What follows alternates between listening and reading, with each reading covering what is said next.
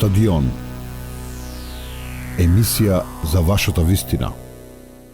Лиценците сега ги платите ли затоа што стигнаа раковите во тој пакет пети мерки? Конкретно прашање. Јас не би Уште одлука не е донесена, меѓутоа интенцијата е таа. Јас не би сакал сега да зборам за петиот пакет мерки, ќе почекаме во текот на наредна недела, мислам дека ќе биде објавено од страна на владата. Една од идеите е овие лиценци, оние што не ги платиле да бидат ослободени, оние што веќе ги платиле да им се рефундира средствата. Мислам дека тука е разговарано и со директорот и со агенцијата, така да сепак да почекаме да видиме и официјално да се објави тој Фондот за медиуми. Што чекате ако веќе се согласуваат најголем под цврсти критериуми да се финансира предмет, контент, а не медиум?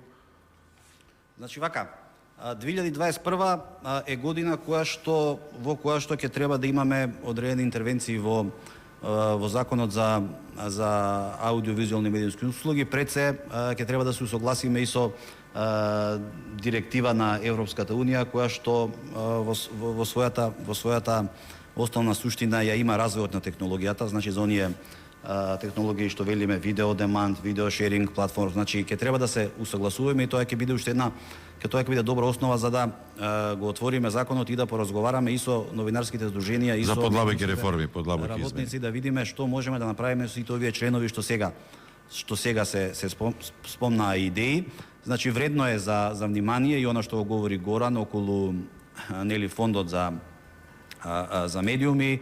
Вредно за внимание е членот 102 кој што го бараа, да речеме, помалите локални медиуми преку своето здружение Медиум Објектив. Меѓутоа за нас има опасност ако се остави на личната воја на градоначалниците, тогаш пак ги мора да има некој. Согласувам, бидејќи една од главната битка на вас новинарите, на вас медиумските работници и ние како тогашна опозиција беше субституција на тој член 92 од законот кој што значеше директна интервенција на државата со средства во телевизиите. И тука брутално владени реклами како.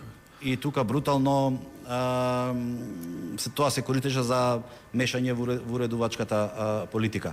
Меѓутоа треба да најдеме еден начин, треба да најдеме еден избалансиран метод низ разговор со новинарите, со газдите, со медиумите, да направиме одржлив систем на Чи фондот ви е прифатлив?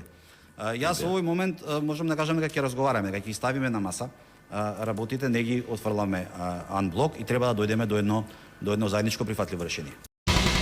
Стадион. Емисија за вашата вистина.